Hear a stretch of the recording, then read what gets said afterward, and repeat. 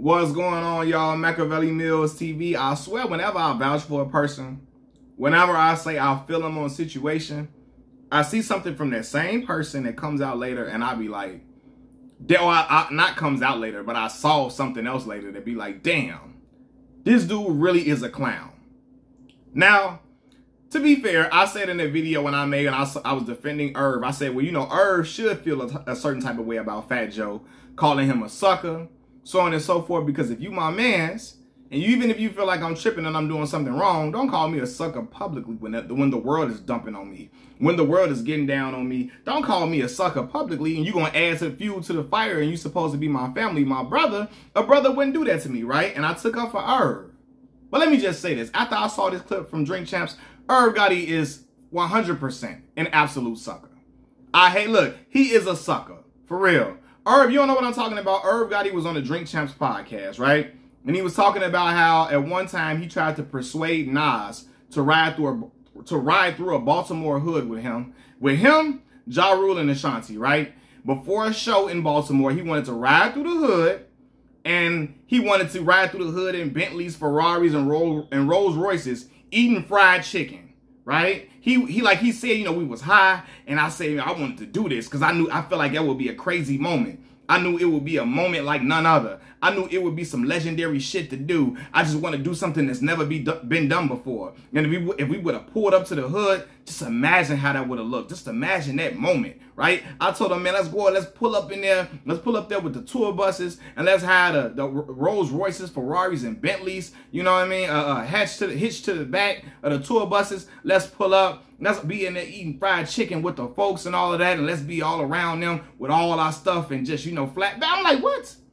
That shit sound crazy. So he said when he presented this to Nas, Nas said, man, but what if we die? What if we get killed, right? Which is a extremely fair question. I'm with Nas. What if we die going out here to the hood and flossing on people who don't have no money, right?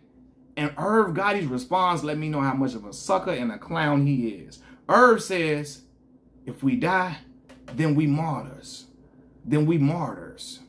Be a martyr for fucking what? To floss in front of impoverished people who have crazy situations going on at home that they wish they can escape from, who they wish they could have enough money to buy a Rolls Royce or a Bentley, because a lot of them, the money will go to their problems versus going to a Rolls Royce or a Bentley. You be a martyr for fucking what? To stunt on the block and say you was in the hood with the people and show you, hey, I'm with the folks. For what? It just sounded so ridiculous, man. The way Irv was saying, he said, we gonna hit the hood. And scratching his face. Bro, it looked like somebody cosplaying as a hood dude or a street dude. Talking about we gonna pull up eating a fried chicken with the people. Just imagine if we was in Louisiana, we pull up eating po' boys with the people with in our Ferraris and Bentleys and Rolls Royces. Like, what the fuck? You know what I'm saying? Then he say, you know, he's basically saying, like, in so many words, he was looking at Nas like he tripping, like, well, Nas, we gonna have security, you know, we gonna have 50 dudes with us. And he said if they want to get nasty, then we can get nasty. Basically saying if people want to act up when they out there in Baltimore, if they would have acted up and tried to come at them crazy, then we can get crazy with them. We can get nasty. Are you fucking ridiculous, Irv? This is a father of children. And at the time, Irv was a husband, right? Now, he may not have been a faithful husband, but he was a husband, right? And you out here talking about wanting to pull up and floss up in the hood, and if stuff get crazy, it can get crazy. If we die, we martyrs if we die. Being martyrs for what? When you got kids that need you every day of their life. Nas had a daughter at that point. He looking like, man, listen, are you crazy, dog? Nas looking at him like, Nas backed out and say, I ain't doing that. And he looking at Nas like Nas crazy. See, I promise y'all, man. Black men need to stay away from other men who think it's worth it to put your life at risk for some clout. Black men, I repeat, stay away from other men who think it's worth it to put your life at risk for some clout. That is an all-time dangerous person. He thinking about the look and the image of how it would look if he pulled up in the hood with the Rolls Royces and Bentleys eating fried chicken in the hood with the hood folks. What the? Come on, dog. Pulling up in a poverty-stricken area, flashing wealth in the faces of poor people without giving them resources or giving them money or showing them how to get some money, it's not going to solve nothing. At all. Despite what rappers say. Rappers always say, I wanted to show up and floss in the hood to inspire people, to show that they can get this too, to show them that they can have this too. It does not inspire them, y'all. Pulling up, flossing with all your riches and money out and jewelry and fancy cars, that's not going to inspire the people. All it is going to do is remind them of their reality. And it leads to them building up animosity towards you because they're reminded of their reality. Hell, we poor. We ain't got nothing. These dudes get all this money in the world. They coming around here showing it, throwing it all in our faces. All of this is going to remind them of the money that they don't have, that they're poor. And they're going to be like, how dare these people do that? Come up in here flexing on us, eating fried chicken with us, and then say, bye, y'all. Bye, poor people. Y'all stay y'all ass in the hood. Broke people, y'all stay where y'all at. Bye. Leave y'all in the piss-smelling hood. Like, come on, dog. Like, I'm this speaking from a dude who from the hood in Chicago, Illinois. My people from the hood. My people from the Robert Taylor Projects. I never lived in the Robert Taylors, but I lived on the low end. I lived in the 60s. You feel me? I live on low end, 48th in Indiana. Right? I didn't live, though, on 65th and Minerva, 65th and Low in Inglewood, right? I didn't live on 87th Street. I didn't live on 104th and Washington Heights area, right off Morgan, and crazy areas and crazy environments, man. So I know what happened. Like, poor people, man, they got real problems. They need the lights on. I didn't been a person in a household with the heat off in the wintertime in Chicago, Illinois. It's so cold you can see a breath in the house, right? We all in one room with the electric heater going on so we can stay warm.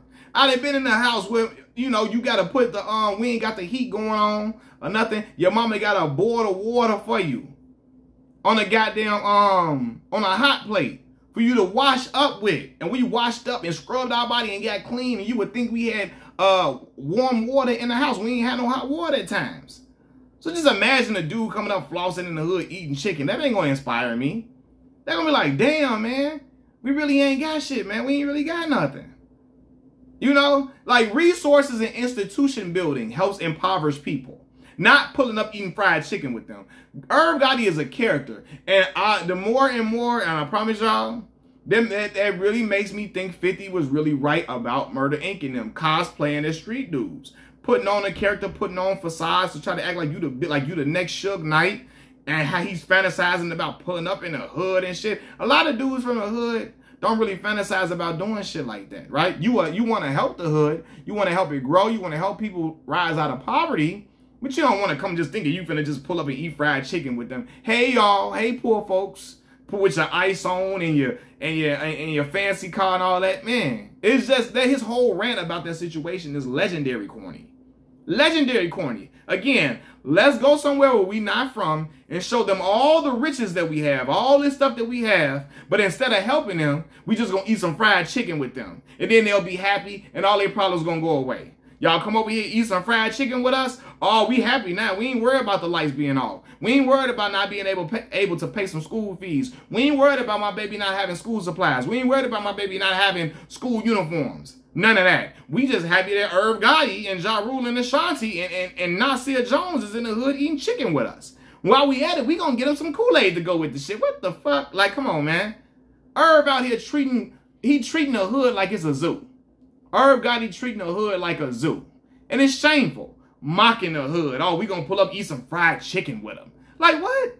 You know, and this is the thing, man. I hate when people, because I remember when people go to certain hoods or whatever, they think if they call up somebody that's a big wig or a dude that got a big name in the street from the community to stand with them when they go to the hood, that mean like they got 100% protection, right? They think it guarantees them protection from all hurt, harm, and danger. Let me tell y'all something. Even people with big names got enemies. Okay, it's people with big names who want to do something, that still got people that want to do something to them. So anything can happen to you anywhere, but it can definitely happen to you when you pulling up flossing on impoverished people in the hood. So Irv sounds ridiculous. Nas, on the other hand, he understood socioeconomic and local politics and said, nah, I'm out. I know what happens when you can pull up in the hood with people who don't have what you have and you come and flossing on them and think all you is going to make their day to see you and eat chicken with you. Like, man, yeah, it could probably feel good at the moment. But then they going to sit around thinking, damn, They got all these luxury cars. Look at all the jewelry they got on. They got this designer clothes on. Look at the shoes they got on their feet. Look at the phones they got. Look at the thing. Look at all of them out here just looking like money. Look at the wads of money in his pocket. We need to rob them. You know, let's like, you know, and I'm not saying that would always happen, but there are people that would, even if they don't try to rob you, they get animosity towards you and be like, yo, who the hell y'all think y'all are? You know, coming in here, y'all not helping nobody over here. You just want it for the look. Just like nowadays, I see rappers go to the hood just to take photo ops. Don't come over here and y'all ain't helping nobody over here. Y'all ain't trying to help a lot of the shorties that ain't got nothing to eat to last through the rest of the week. They know by Wednesday, when Wednesday come, the food gonna be gone and mama don't get paid till Friday. So for 2 days, they gotta scramble and figure out what they gonna eat. It sounds absolutely ridiculous. And Irv, a grown-ass man, he should know better. You know, to say he a hood dude, that's a street dude, and act like he's a street dude, he don't understand how the streets work. He doesn't. And it shows me that he's really ignorant to how streets and the law of the land works for real in other places. But it looks ridiculous, man. And Irv, he sounded outlandish and real, like, all-time clowned out for that shit. I'm like, look at Irv. Think you just gonna pull up on some poor folks eating some chicken and they're just gonna make all their problems go away and they just gonna embrace you. Oh, Irv Gotti and Ashanti and Ja Rule and Nas here. Oh my God, we show them love. They might be happy that y'all here, but eventually they're gonna be like, hold on, wait a minute, man. They just gonna take these pictures with us over here, record this on a video camera, because this is back when video cameras was popping, wasn't camera phones and stuff. Record this on a video camera to have to document. And it'd be a moment for them. And then they gone. And then we left here wondering how we gonna survive through the rest of the week. How we gonna have bus money to get to and from work or whatever. This was just a photo op for them. It looks ridiculous, man. And Irv sound clowned out as hell. Machiavelli Mills TV, I'm out. Peace.